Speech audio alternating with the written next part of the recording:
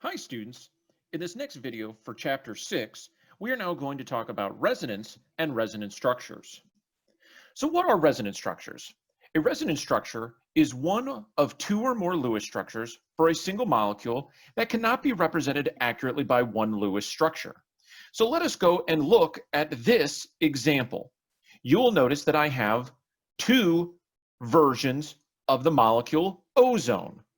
So what is the difference in this? Well, first off, what we need to do is go and label our oxygen atoms. So I will label them as 1, 2, and 3 going from left to right, and 1, 2, and 3 going left to right on the second structure. The first thing you want to notice is that on oxygen 1 on the left species, that it has a double bond. But on the right one, notice that oxygen 1 to oxygen 2 does not have the double bond. This means that electrons have moved. So for a resonance structure, one of the rules that we have to have here is that electrons are going to move.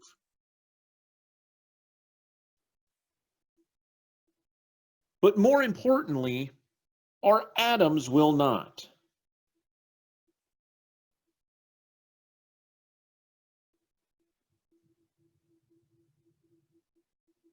So now what happens in this case is we need to look and see how the electrons move. If we're looking at our left structure here, you will notice to go to the right structure, we are going to take one of the pairs of our double bond and give it solely to oxygen 1. That is how we end up with 3 lone pairs. But if we do that, the issue then becomes that the oxygen in the middle, oxygen 2, is now electron deficient and does not have its octet. In order to satisfy that, oxygen 3 is going to give a pair of electrons to the bond in between oxygens 2 and oxygen 3, and that is how we are going to produce the two versions of this molecule. The interesting part is that if we draw a double-headed arrow, this is used to represent resonance. If you see this, this means that more than likely electrons have moved. However, none of the atoms have moved. So it's very important that we think about this in a very easy sort of way. Let us go and look at our carbonate polyatomic ion. So we have CO3 2-. In a previous video, we were able to show you that the skeletal structure of carbonate would look like this. Then if we go and do a very quick electron count, you would get 18 from the oxygen, 4 more from carbon gets you 22, 24 total electrons. What you would end up with is one possible resonance structure. In the previous video, you probably saw us draw this exact structure. So notice that I have a total of 24 electrons around that species. But this is not the only structure that I could have drawn. What I could do in this case is take one of my pairs of electrons from the double bond, move it back to the left oxygen, and bring in one of my lone pairs from another one of my oxygens. If that is the case, I would be able to now draw this resonance structure. So notice that I will not have moved any atoms, but I will have moved electrons. So as you see there, I now have a new resonance structure. I will put my bracket around it so that way I can show that it has the correct charge. But let's discuss if there's even one more resonance structure. Notice that the bottom oxygen hasn't participated yet. So what we can do is take a pair of electrons and move it into the bond between our bottom oxygen and a carbon, and we can go back and move that pair of electrons that we moved before.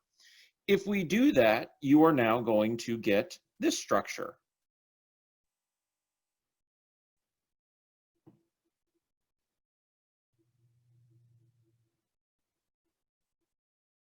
And now which we have the double bond located on the bottom oxygen. So now we have 3 equivalent resonance structures for our carbonate.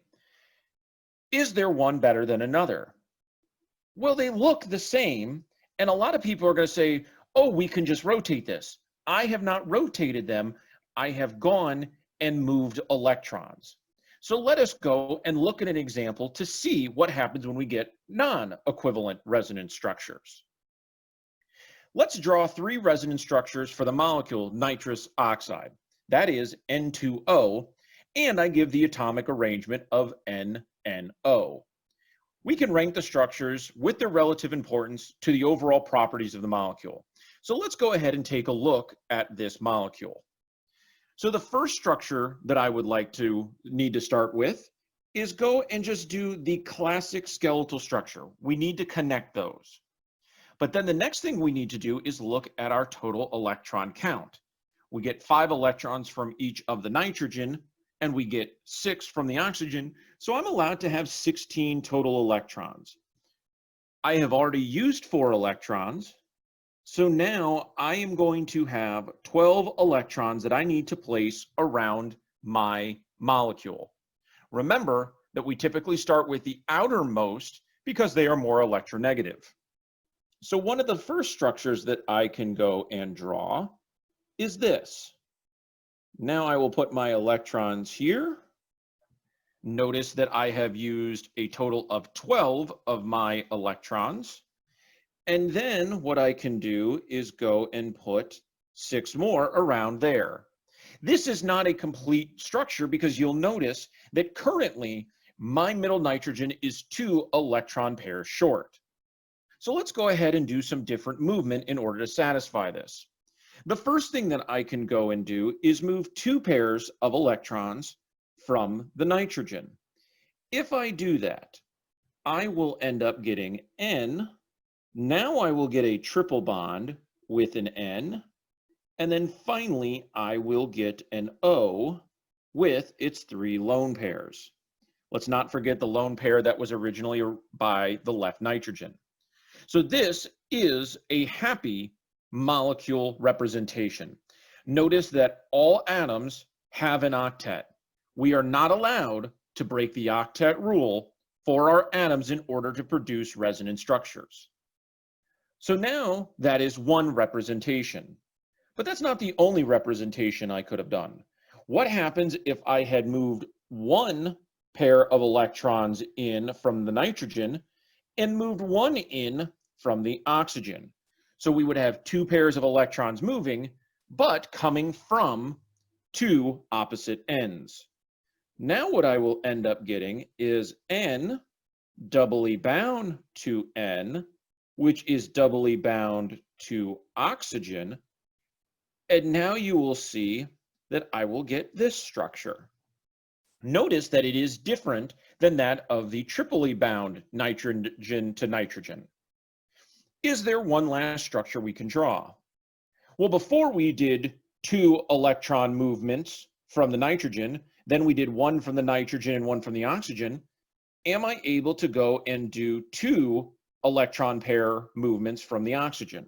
So now what I'm going to do is then take a second pair in from there. If I do that, I will get N singly bound to the other nitrogen and going and forming this. Is that a good resonance structure? That is. Now, the question becomes, which one is better than another? We are going to take a look at that in the next video when we start describing formal charge. The octet rule is a great way for us to understand how many electrons an atom should have in a molecule. But when it comes to which ones are better and more stable, well, that is when we bring in the formal charge rules, and we are going to see that. So as you can see here, I have drawn 3 inequivalent resonance structures in which we would use formal charge to go and see which one is best. Every time I do this example in class, people say that there is a 4th resonance structure. What people like to do in this case is go and create this.